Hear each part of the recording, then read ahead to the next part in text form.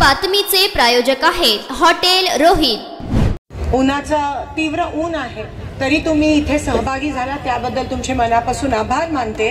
मी आपला जास्त वेळ घेऊ इच्छित नाही, पण गेले काही दिवसापासून काही वर्षापासून हे सरकार जे आहे ते शेतकऱ्यांवर खूप मोठ्या प्रमाणाचं आंदोलन करते।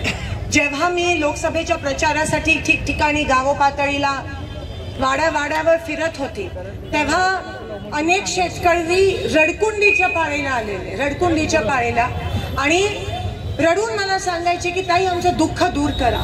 आणि त्यावेळेस मला वाटायचं की मी काय देव नाही आहे, पण आपण मायबाप सरकार म्हणतो, पण हे बीजेपीचं सरकार हे मायबाप सरकार नाहीये, हे उलट मायबाप शेतकऱ्यांच्या पोटावर पाय देणारं हे राक्षस सरकार आहे, हे मला तीव्रपणे आहे। मग मंगळवेढा असू दे, मोहोळ असू दे, पंढरपूर, दक्षिण, अक्कलकोट, सगळ्या शेतकऱ्यांना जीएसटीचा त्रास एवढा झालेला, एकीकडे 18,000 रुपये द्यायचं नाटक करतात पीएम किसानच्या योजने, पण दुसरीकडे मुद्दामून बंद केला, आणि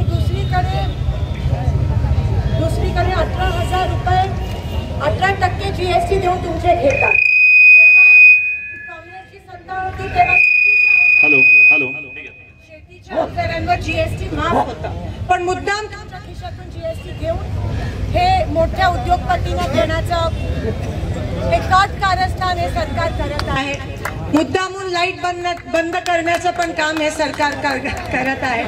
7.5 HP लाईट बिल माफ केलं, पण अर्ध्या जणांचं त्याच्यावरचं असतं, आणि म्हणून 7.5 HP वरचं लाईट बिल माफ करायला पाहिजे, ही आमची मागणी आहे सरकारकडे। आज ओला दुष्काळ सगळीकडे सोलापुरात झाला आहे। ओला दुष्काळ, काल मी नरखेड भागात होती, तिथे तो भाग जो आहे तो सावळेश्वर सरकारमध्ये होता, तलाठीला फोन केला तर ते म्हणाले की आमच्या इथे पाऊस पडलाच नाही सावळेश्वर मध्ये, म्हणून नरखेडला ओला दुष्काळ नाही।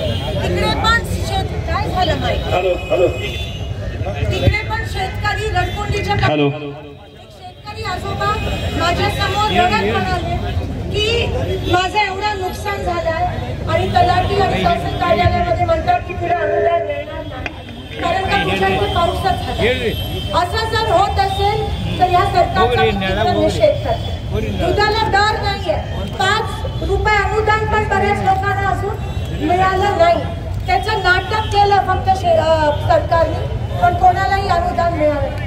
तिथे दुधाच्या प्रायव्हेट कंपनी ज्यांच्यावर कोणाचंही नियंत्रण नाहीये, अशा लोकांच्या खात्यामध्ये तुमचे पैसे जमतात, ह्याचा पण मी तीव्रपणे निषेध करते। माझ्या मंगळवेढा तालुक्यामध्ये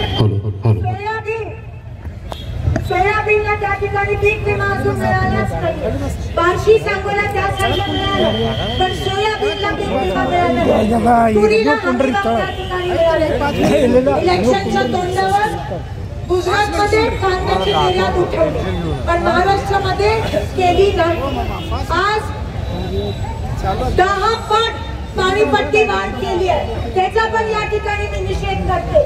सिंचनाची पाणीपट्टी 10 पट वाढ केली आहे, त्याचा शेतकऱ्यांना खूप मोठ्या प्रमाणात त्रास होतोय। नितीन गडकरी काल म्हणाले अनुदान तुम्हाला मिळणार नाही कारण का सरकारचे सगळे पैसे हे लाडक्या बहिणीच्या योजनेमध्ये गेले आहेत, कोणत्याही शेतकऱ्याला अनुदान मिळणार नाही। काल गावामध्ये मी गेली, गावकरी म्हणाले आमच्या इकडे संजय गांधी निराधार योजना बंद झाली जेव्हापासून लाडक्या बहिणीची योजना चालू, येणाऱ्या 2 महिन्यात सगळे योजना बंद होणार आहेत आणि फक्त तीच योजना चालू ठेवणार। आम्हाला हरकत नाही आहे, पण इलेक्शनच्या तोंडावरच का लाडकी बहीण योजना आधी का नाही? माझ्या इलेक्शन मध्ये टेबलाच्या खालून 5-5 हजार रुपये देत होते, आता वरून देतात, काय फरक आहे? आता खाली कारभार चाललेला टेबलाच्या, आता टेबलाच्या वरून या भ्रष्ट सरकारचा कारभार चालू आहे, त्या गोष्टीचा मी निषेध करते। स्वतः नितीन गडकरी त्यांचे मंत्री रेकॉर्डवर बोलले की अनुदान बंद होणार। महाराष्ट्र सरकार हे बँकरप्ट झालंय, दिवाळखोर झालंय, कारण का सगळे पैसे या योजनेत गेले, पण माझ्या शेतकरी मायबापला काही। अहो, आम्हाला महिलांना तुम्ही विकत घेणार आहात का? आम्हाला सुरक्षित व्हायचंय, आम्हाला सुरक्षित जीवन जगायचंय, आम्हाला विकत घ्यायचा प्रयत्न करू नका. हे बीजेपी सरकार महिलांना तुच्छ स्थान देतं. म्हणून बदलापूरच्या घटनेचा 4 वर्षाच्या चिमुकल्यानं पण या बीजेपीच्या पदाधिकाऱ्यांनी सोडलं नाही. त्यांचे दोन्ही पदाधिकारी फरार आहेत आणि एन्काउंटर भलत्याचाच कोणाच्या तरी त्या ठिकाणी केला का करवला मला माहिती नाही, पण महाराष्ट्रात कायदा सुव्यवस्थाच राहिली नाही. आज जे सरकार शिवाजी महाराजांच्या पुतळ्यावर भ्रष्टाचार करतं त्या सरकारला आपल्या समोर तोंड दाखवण्याची पण त्या सरकारची लायकी राहिली नाहीये. आज शेतकऱ्यांचे अनेक विषय, मग पाण्याचे असतील, माझ्या मंगळवेढ्याच्या 24 गावाचे प्रश्न असतील, मोहोळ मधल्या अप्पर तहसीलचा विषय असेल जो दमदाटी करून दुसरीकडे घेऊन गेले, आम्हाला मोहोळमध्येच पाहिजे. मग मंगळवेढ्याचा दुष्काळग्रस्त गावांचा प्रश्न असेल, माझ्या पंढरपूरच्या कॉरिडॉरचा प्रश्न असेल, पंढरपूरच्या आपल्या मंदिराचे अनेक प्रश्न असतील, शेतकऱ्यांचे प्रश्न, अक्कलकोटमध्ये पाण्याचे, दक्षिणमध्ये पाण्याचे, पिकाचे प्रश्न असतील. शेतकऱ्याला कोणत्याही प्रकारचा न्याय या सरकारकडून मिळाला नाहीये. त्या गोष्टीचा मी निषेध करते. काल मी गेलेली तिकडे मागच्या वर्षी शेतकऱ्यांनी 1-1 लाख रुपयाचं स्प्रिंकलर आणि ड्रिप इरिगेशनचं सामान घेतलं. सरकारने त्यांना सांगितलं की तुम्हाला 3 महिन्यात ह्याचं अनुदान मिळेल. आज 1.5 वर्ष होतोय त्यांना एका गोरगरीब शेतकऱ्यांनी स्प्रिंकलर आणि ड्रिप इरिगेशन घेतलं, त्यांना दमडीचा पण रुपये या सरकारने दिला नाहीये. मी तहसीलदार तलाठीला फोन केला प्रांतना, ते काय म्हणाले, अजूनही सरकारचं धोरण ठरतंय. म्हणजे काय, कुठे चाललेत ही लोक. एवढा तुमच्यावर अन्याय होत असेल तर आजचा मोर्चा त्यासाठी आहे की हे सरकारचं, हे खरं तर निगरगट सरकार आहे, डोळे उघडणार नाहीये. शेवटी सत्ता बदल जेव्हा होईल तेव्हाच शेतकऱ्यांना महाविकास आघाडीच्या माध्यमातून न्याय देण्यात येईल. आमच्या सोलापूरकरांना पण एवढ्या मोठ्या पद्धतीत फसवलंय. तुमच्या माहितीसाठी परवा विमानतळाचं उद्घाटन झालं. आम्हाला विमानतळ नकोय, आम्हाला विमान सेवा पाहिजे. विमानतळ आपल्या सोलापुरात गेले 50 वर्ष आहे. तिकडे शिंदे साहेबांच्या माध्यमातून 40-50 मोठी विमान सेवा लँड झाली, एअरक्राफ्ट लँड झालेत. आणि ह्यांनी काय केलं, आता फक्त एअरपोर्टचं सुशोभीकरण केलंय. सुशोभीकरण करून काय विमान लँड होणार आहे तिकडे? विमान सेवेचा नामो निशान नाहीये. जोपर्यंत विमान सेवा येत नाही तोपर्यंत IT पार्क येणार नाही. पण मी तुम्हाला सांगू इच्छिते की स्टार अलायन्स विमान सेवेशी आम्ही काँग्रेसच्या माध्यमातून मी स्वतः त्यांच्याशी बोलत आहे आणि आपल्या माध्यमातून ती, आता बघा मी आज हे बोलली ना, लगेच उद्या धावपळ करते. तुमचे अक्कलकोटचे खासदार आमदार तर पहिले येते. तुमच्या माहितीसाठी विमानतळाचं जेव्हा खोटं उद्घाटन झालं, आदरणीय मोदीजींच्या हस्ते 11 आमदारांपैकी भाजपचा एकच आमदार त्या ठिकाणी उपस्थित होता. बाकी 10 आमदार उपस्थित नव्हते.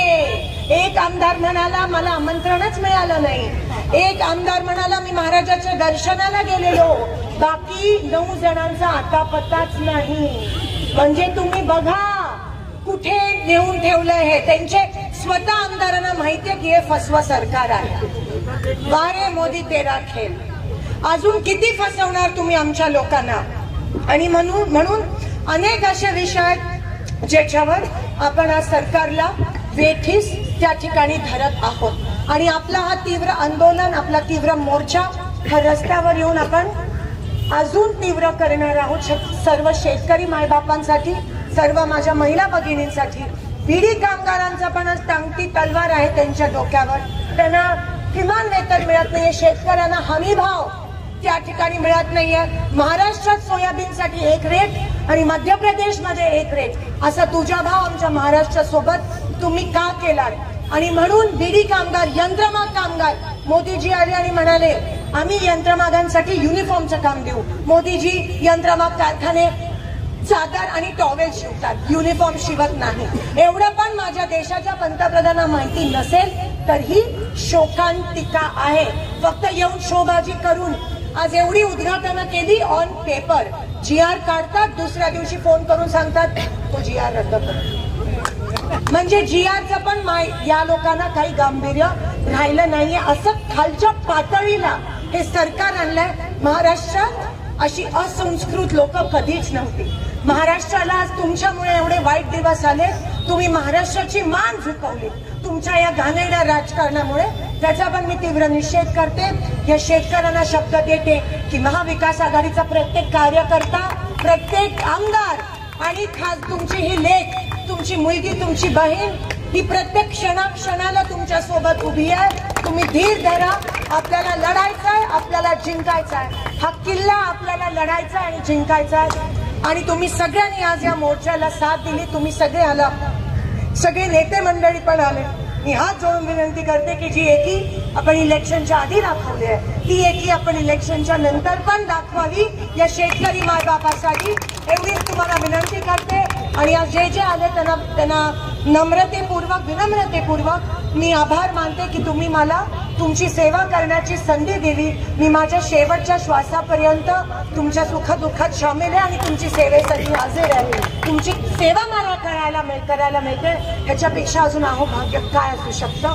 एवढंच या ठिकाणी मी सांगते आणि पुन्हा एकदा आपल्या सगळ्यांचे आभार मानते. खास करून आमच्या पत्रकार बंधूंचे आभार मानते. तुम्ही पण आमचा आवाज हा सगळीकडे पोहोचवा आणि मोदींचा आवाज थोडा गप्प करा एवढीच विनंती करते. धन्यवाद. जय हिंद, जय महाराष्ट्र.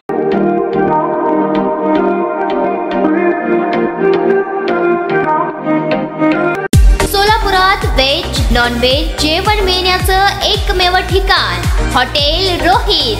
चवीला टेस्ट हॉटेल रोहितचे जेवण बेस्ट. बर्थडे पार्टी, कार्यक्रम, विविध पार्टींचे ऑर्डर्स स्वीकारले जातील. ग्राहकांसाठी खास पार्सलची सोय. आमचा पत्ता हॉटेल रोहित, 7 रस्ता opposite Kaligar petrol pump, Solapur.